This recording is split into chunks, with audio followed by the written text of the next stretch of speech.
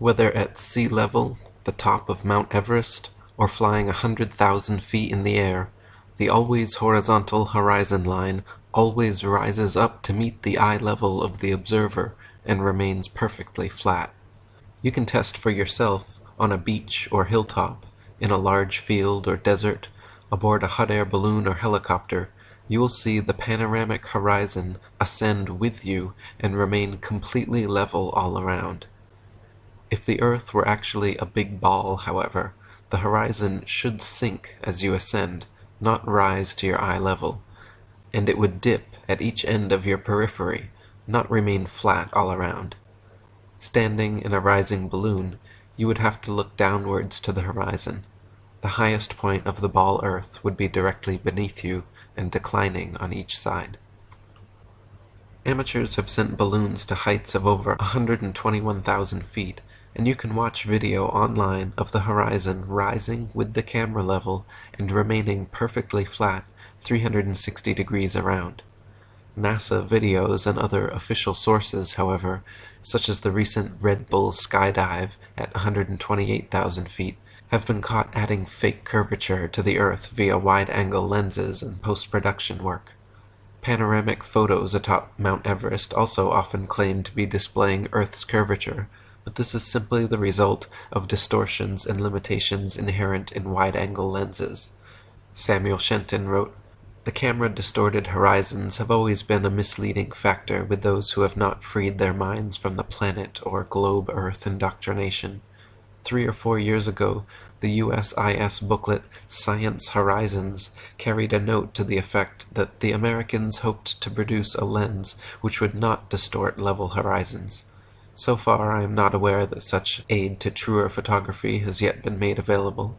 Flat earthers, however, can prove that due to the known laws of perspective, the horizon optically rises and remains level with the observer's or the camera's eye, no matter what height is achieved.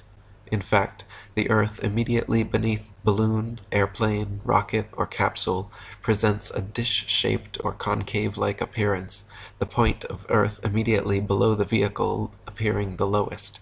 It is not the highest point of your globe Earth, with the dip or curvature of the ball sweeping away downward to a horizon far away below the eye level. If the Earth were actually a big ball 25,000 miles in circumference, the horizon would be noticeably curved even at sea level, and everything on or approaching the horizon would appear to tilt backwards slightly from your perspective. Distant buildings along the horizon would all look like leaning towers of Pisa falling away from the observer. A hot air balloon taking off, then drifting steadily away from you on a ball Earth would slowly and constantly appear to lean back more and more the farther away it flew, the bottom of the basket coming gradually into view as the top of the balloon disappears from sight. In reality, however, buildings, balloons, trees, people, anything and everything at right angles to the ground or horizon remains so regardless the distance of the observer." B. Chasbro wrote, "The marine horizon, from whatever position it is viewed, always appears to be, and is, in fact, a perfectly level line, and since this appearance is the same in all parts of the world, its surface must be level, and therefore the Earth is a plane. This may be proved to be the case by erecting at a suitable elevation on the seashore a duly leveled board or a string, at right angles to a plumb line, tightly stretched between 2 vertical poles. On looking towards the sea, the horizontal line for a distance of 20 miles may be easily observed, and throughout its entire length it will be found to coincide with the straight edge or string. But if the Earth were a globe, the horizontal line would form an arc of 20 miles in length, curveting both ways from the center, at the rate of 8 inches multiplied by the square of the distance. Hence the horizontal line at either end of the distance ought to be depressed some 66 feet below the horizon in the center. But as no such appearance is ever presented, it necessarily follows that the Earth cannot be a globe, or other than a plane.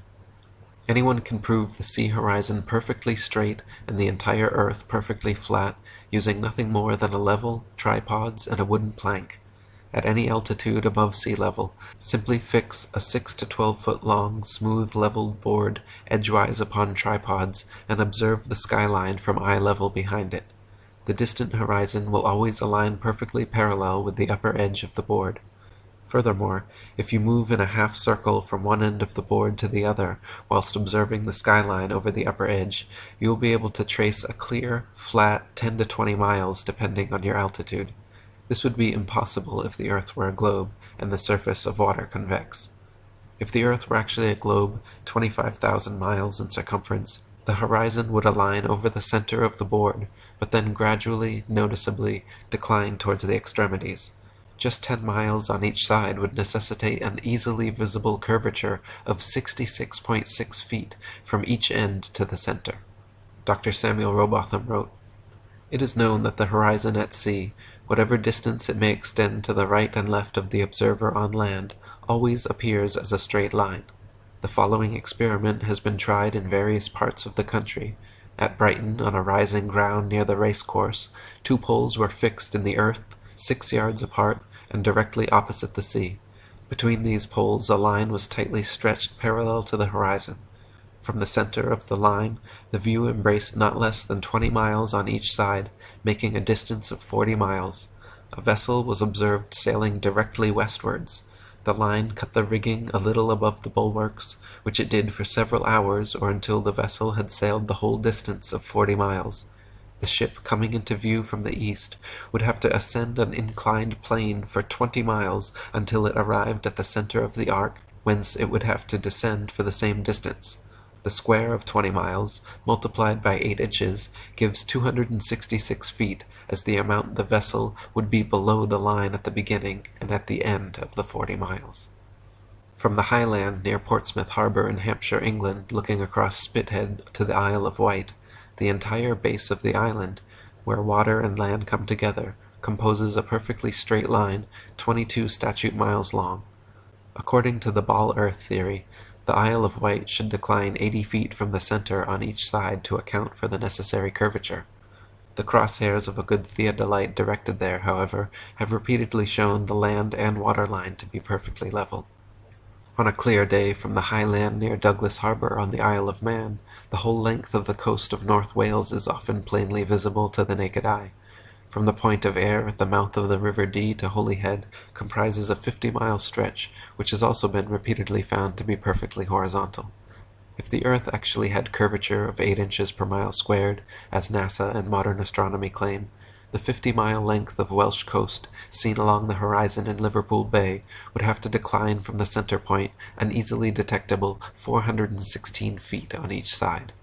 Dr. Samuel Rowbotham wrote, "But as such declination or downward curvation cannot be detected, the conclusion is logically inevitable that it has no existence. Let the reader seriously ask whether any and what reason exists in nature to prevent the fall of more than 500 feet being visible to the eye, or incapable of detection by any optical or mathematical means whatsoever. This question is especially important when it is considered that at the same distance, and on the upper outline of the same land, changes of level of only a few yards extent are quickly and unmistakably perceptible.